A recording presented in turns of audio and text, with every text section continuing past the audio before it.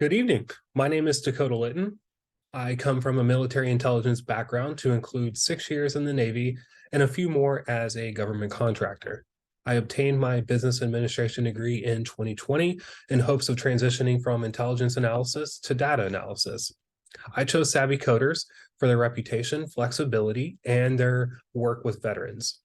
During this course, I was a project manager for my team where I helped manage, prioritize, and focus tasks in an agile manner. I used our daily stand-ups, Jira, as well as Slack to accomplish this. In my spare time, I am an avid sports fan. So for my Capstone project, I decided to scrape and analyze every NFL team level stat over the past 5 years to see if I could use the data in statistical analysis to identify a handful of stats that can help us explain NFL scoring and that we may be able to use in an effort to forecast scores going forward. To begin, I started with teamrankings.com. It's an excellent site for pulling sports stats. They do it for both the team level and player level. Again, for this, I used the team level stats. So I scraped each table from that site, combined them into one, and pushed my results to SQLite. But let me dive into that a little bit more.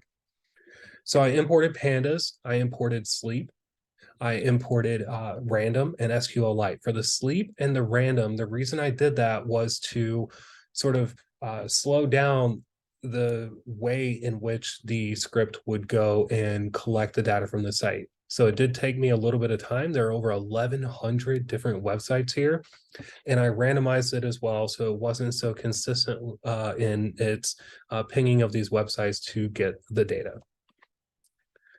I then connected to SQLite to put in the data into my NFL Capstone database. As I scroll down through here and I get to my actual script, what I did was I created a list called data, and then I looped through every single stat, and I scraped from the end of the stat after the last slash all the way to the end. So that way I could isolate the actual stat name. So I split it and then I subtracted by 16, which was the length of the date suffix there. So that way I could just isolate, for example, opponent penalties for play. And that's what I named the stat, which was perfect and exactly what I wanted. I then wanted to isolate the date that the stat was for, but not the entire date, just the year. So I did a similar process to isolate the date. And then I created a column called stats, and in each row it put the name of the stat, and then in the last two columns it put the year that the stat was for, and then the name of the stat as well. So then I concatenated all that data, put it all into the same table, and pushed that to SQL, and I named that team rankings. Once I had that in SQL, however, I realized that having all my stats in the same row wasn't going to be conducive for me running multiple linear regression in Excel. So what I did was I used this formula here to pivot the data and make each stat its own column, and then put the average in each row for that stat. This turned my data set from about 4 rows and 30,000 columns to about 220 some rows and 160 or apologies, 226 columns in about 160 rows. And those 160 was each NFL team, 32 different teams over the last 5 years. So once I had my data exactly how I wanted it, structured and cleaned, I did what any sane person would do, and I created a correlation matrix. And I know that this is terrible slideology. There is nothing that can be gained from this and just looking at it. And that's actually the point that I wanted to make. This was way too much. I did not realize it would be this impossible to work with. This is only about 15% of the data. So instead of using a simple correlation matrix of 226 by 226, I decided to just rank all the stats based on their correlation to points per game. So this is my Google Sheet with my stats and again ranking their correlation to points per game. So number one, points per play, pretty self-explanatory. If you're scoring a lot of points, you're going to have a high points per play. Very strong correlation there. Not much more to be said. But then yards per game, I thought this was interesting because it's not really an efficiency standpoint or an efficiency metric. It's just how many raw yards that you're getting. And for me, coming from a background, looking at sports statistics a lot, this was surprising to me. I thought yards per play or maybe yards per pass attempt would be a stronger correlation, but it wasn't. And that is something I think that permeates through the industry quite a bit.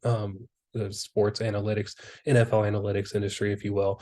It's yards per play and yards per pass attempt are very popular. What I also want to highlight for yards per game was that the number of strong positive correlations, which I calculated by the number of correlations that were greater than or equal to 0.7, or for strong negative correlations less than or equal to negative 0.7, yards per game actually had more strong positive correlations to it than points per play did. So I thought that was pretty interesting, and that was a stat that we're definitely going to dive into a little bit more. Moving down, average team passer rating, which is essentially a grade for a quarterback or the team's quarterbacks, that there are multiple that throw that game. The average team passer rating was also a very strong correlation to points per game. I didn't want to just look at the strong positive correlations. I knew there could be a lot of value as well in the strong negative correlations. So scrolling down to the bottom and taking a look at a couple of these, the giveaways per game, that is pretty self-explanatory. You give the ball away, you're not going to be scoring points. That's turnovers. So you turn the ball over, that is one less opportunity for you to score points, offensively at least. And then the most interesting negatively correlated stat to points per game that stuck out to me was the opponent rushing play percentage. So this wasn't, rushing yards per game, the opponent rushing yards per game, or the opponent rushing attempts, which we see here, or maybe opponent yards per rushing attempt. No, this was just them deciding to run. Completely makes sense whenever you think about it. If a team is deciding to run, that's because they likely have the lead. In the NFL, when teams are in the lead, they tend to run more, especially late in games, to kill the clock and give the opponent less time to mount a comeback. So that was pretty interesting, and it was something that I ended up utilizing. But let's dive into yards per game a little bit more. So for 2021, taking a look at this, on the y-axis, we have points per game. On the x-axis, we have yards per game. The teams that are green are teams that made the playoffs. Red is the inverse, teams that did not. And then the star indicates the team that won the Super Bowl. So in 2021, the Los Angeles Rams won the Super Bowl. They were sixth in points per game, and they were seventh in yards per game. A couple things that stick out to me here is that in 2021, only one team that was below average in yards per game made the playoffs, whether they were above average or not in points per game. Only one team, and that was the Pittsburgh Steelers. Only one team, again, the Pittsburgh Steelers, that were below average in both that made the playoffs. If we look at the teams that were above average in both but didn't make the playoffs, there were three teams. Moving to 2020, in 2020, the Tampa Bay Buccaneers, they won the Super Bowl. They were second in points per game on the year, and they were ninth in yards per game. In 2020, three teams that were below average in yards per game ended up making the playoffs. That was the Washington Commanders, Chicago Bears, and Pittsburgh Steelers. Only two teams that were below average in both. However, five teams that were above average in both yards per game and points per game did not make the playoffs. Interesting enough, they were all also below our trend line here. Moving on to 2019, the Kansas City Chiefs were the Super Bowl winners. They were second in points per game and fourth in yards per game in 2019. This year, we had one team that was below average in both, Buffalo Bills, that made the playoffs, but we had four teams that were above average in both points per game and yards per game and made the playoffs. Very good year for the Ravens. And I think one thing that really stuck out were how often the Jets and Washington were at the lower end of the spectrum. And I am a Commanders fan, so it was very sad to see for me. All right, moving on to 2018, and then we'll have the last one, 2017. But in 2018, this is the only year that the team that won the Super Bowl was below that trend line. Keeping with the same, three teams were below average in yards per game and made the playoffs. That was the same as in 2019 and 2020. But only one team that was below average in both.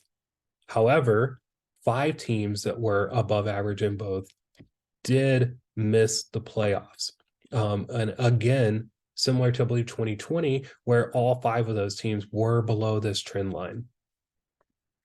And then in 2017, the Philadelphia Eagles won the Super Bowl. They were number one in points per game, number four in yards per game.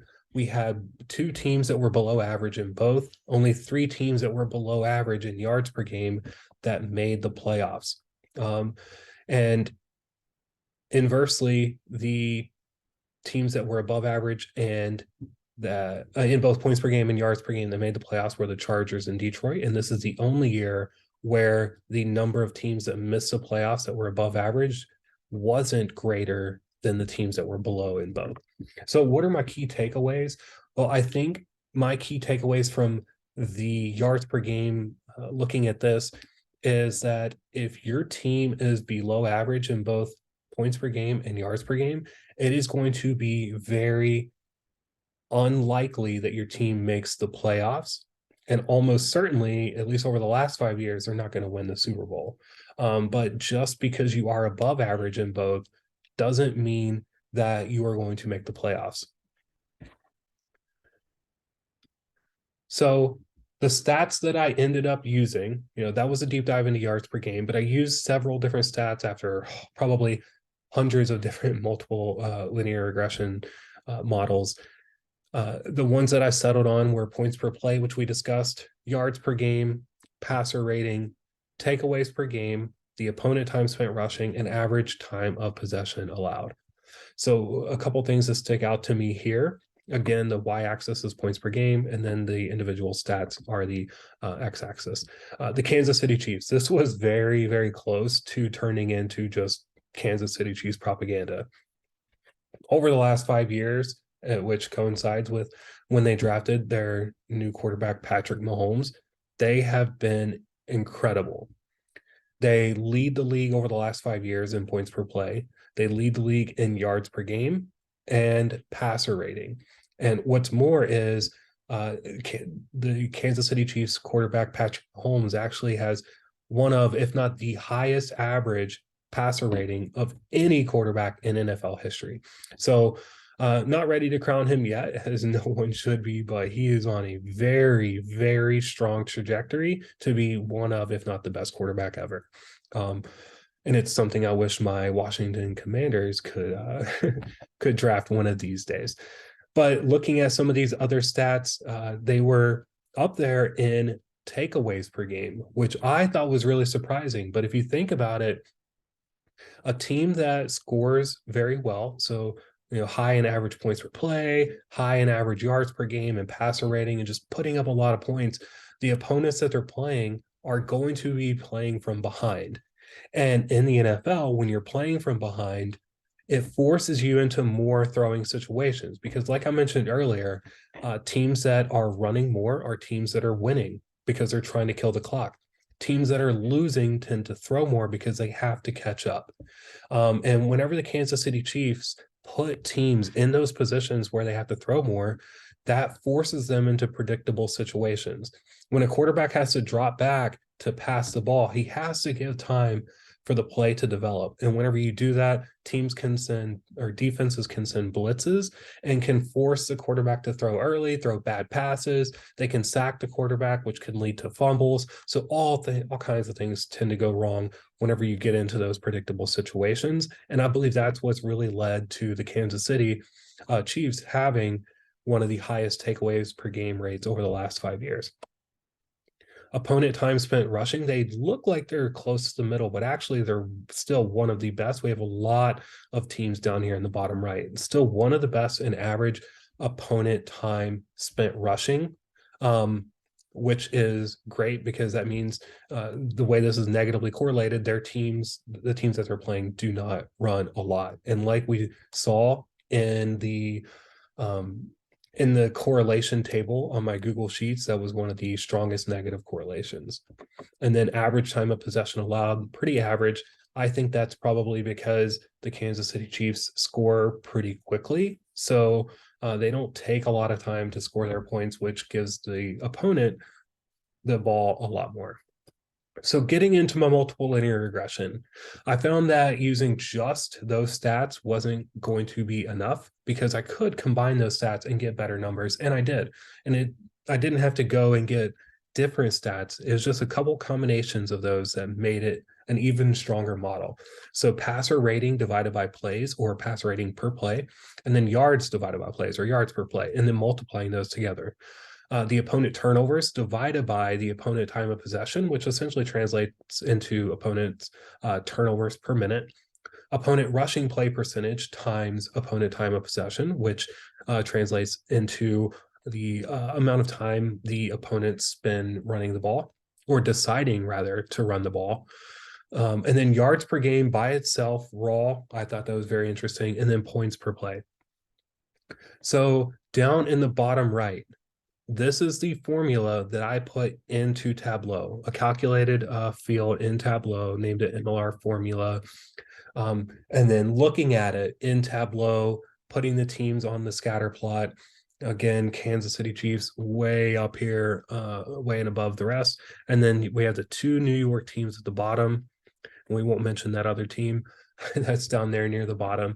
But almost every team touches the line here, and it's as expected. That points per play, I usually wouldn't use that, but since I am looking at forecasting, I do think that the teams that are good at points per play, you can kind of predict that. Like, you know that the Kansas City Chiefs are typically going to have a higher points per play than the New York Jets, for example.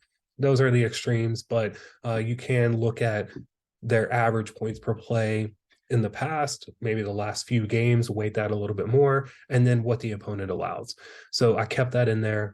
But that helps lead to this very, very strong linear relationship here. If I do look at just 1 year, we see less of these teams actually touching the line there. So this is by year, so it's still a lot of games. But if we were to look at this at a game by game level, then we would see this scattered a little bit more.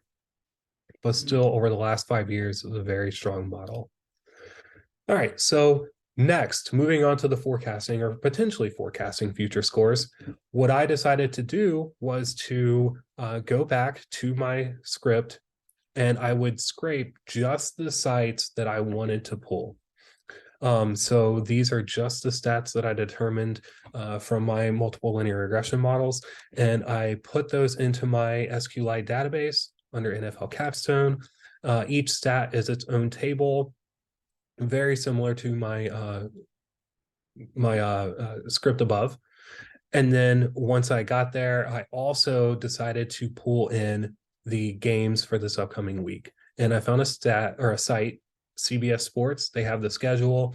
So I created a list here called Weekly, where I stored the NFL games for this upcoming week. And how I did that was they were in several different tables. So I iterated through the tables until I got an error, which would mean that there's no more tables. And then I concatenated all those into the same data frame so that way I could push it into SQLite. But what I also did was I had to normalize the names between CBS Sports and team rankings. So CBS Sports would put the periods in the hyphen or the names for like the New York Giants, LA Chargers, New York Jets. So I changed those to match team rankings. And then once I was in team rankings, or once I was in SQL, I had all those stats, and this is my database structure. Like I mentioned, every stat has its own table. I ended up running an SQL query to create a table in SQL where I essentially just did the math really quickly of averaging the stats and joining them into the same table. So my idea here was once I had all the stats for this year in the same table matched up with the upcoming games, I could then run that same formula that I put and showed you in Tableau and project the scores for the upcoming games. So that is what I did. And this is just showing you what that looks like. Select star from weekly stats. So select all our data from weekly stats. And that is the result of our SQL formula. So we have all the games for this upcoming week 17 of the NFL, the away average team passer rating, all the way to takeaways, points per play. Everything is here that I needed for that formula. So once I had everything in that formula, I needed to then use my Python script and put that formula into use. So going back to my Python script, here it is. I averaged what the away team allows with what the home team allows. So added those together and just divided by 2 for each of the stats. And then once I did that, this formula here is that same exact formula that I got from my multiple linear regression model that I showed in Tableau as well. So this is the away team projected scores, and then the home team's projected scores.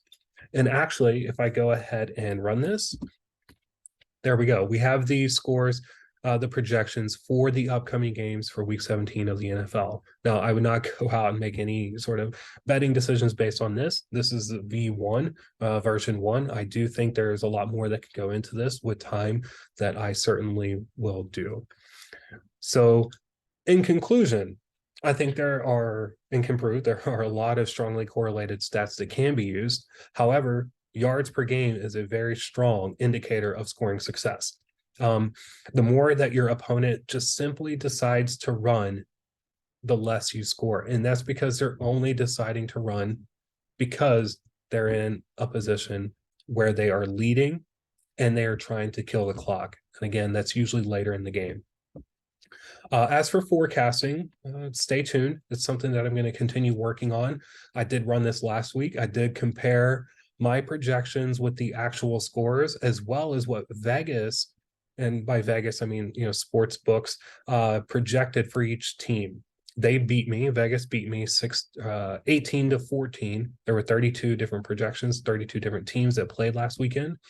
So they beat me, but last week was also one of the coldest slate of NFL games that we've seen in almost in NFL history. There were some of the coldest games, some of the strongest wind that led to negative wind chill factors. There were quarterbacks that were injured and not starting this week, which impacted me because the averages that I used considered different quarterbacks starting, and the quarterbacks are a big part of the yards that are acquired throughout a game. So those are some of the issues I ran into, things that I need to consider for version 2, version 3, and moving forward into the future.